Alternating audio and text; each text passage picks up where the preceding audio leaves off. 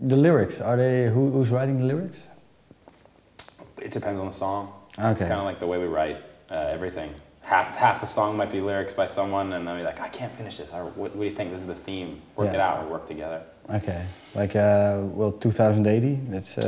I think those are mostly my lyrics, except for the kind of chanty, crazy breakdown we had little kids singing on. With Ira had that, and I don't know if that was maybe for another song. We were like, let's try to work it into this song, and so he had this weird part, these weird rhythms and this weird way of kind of chanting.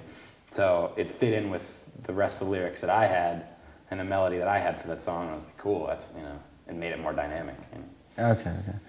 Because I was wondering, well, the first line, I can't sleep when I think about the times we're living in.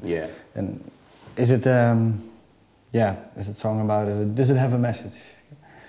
It's about worrying about the future? I think, I don't know if it has a message, but it's definitely, I'm a citizen of the United States, and we have a president who's I don't agree with, who's more very conservative, and it's kind of like writing these songs in the wake of a second Bush term.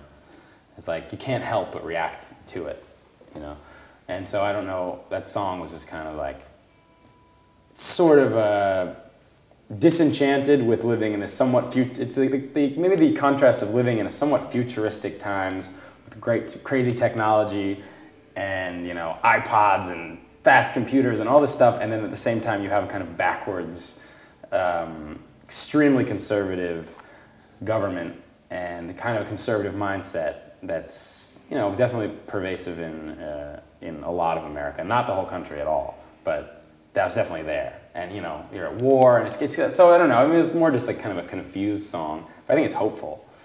So the critique, I don't really know what the critique is. They're just song lyrics, really. It's kind of what I was thinking at the time, but it seemed like a good thing. Like that was what I was thinking of. Yeah. Okay. Already decided who you're going to vote for this year? I'm supporting Barack Obama. That's the guy I like. Okay. Can you say why?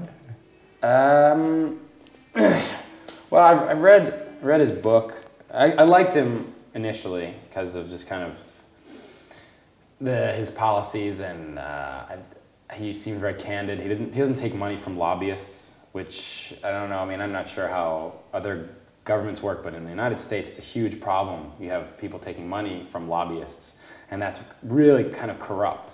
Because then you take some money for your campaign from these guys, and all of a sudden you're indebted to them if you become president. So Hillary Clinton takes money from lobbyists. Everyone does. Barack Obama doesn't. And also just, I don't know. I mean, he's an interesting candidate with a really diverse background. He's lived all over the world. He's an interesting guy. He's worked in inner cities, which is a huge problem. He worked on the south side of Chicago, which is one of the worst, most rundown parts of a city in America. And he spent a lot of time. So that to me was interesting as a candidate. Not some guy he's not from money. He's not some fucking old rich oil tycoon dick. Like the rest of these guys. So. Okay.